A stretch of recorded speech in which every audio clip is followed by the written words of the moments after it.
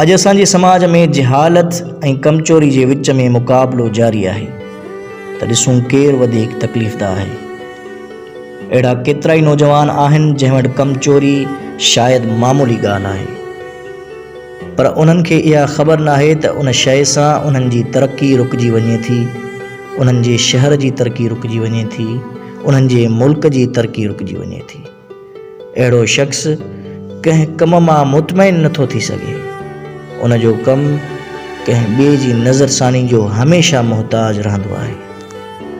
अफ़सोस, अॼु असांजो मुआशिरो कूड़, कमचोरी, दग़ाबाज़ी जहिड़नि मर्ज़नि में वकोड़जी वियो आहे। माण्हू पहिरें दर्जे खां हटी ॿिए दर्जे वारा कमु कनि था, उन करे ॼण त उन्हनि जी सलाहियतुनि खे अधु रंग लॻी वियो हुजे।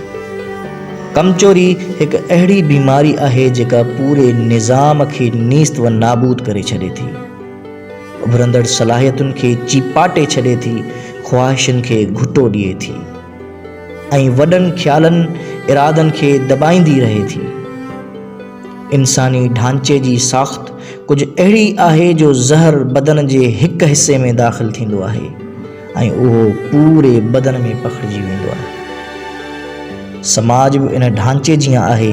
हिकु कमचोर माण्हू जो ज़हर पूरे समाज खे बिगाड़े छॾे थो।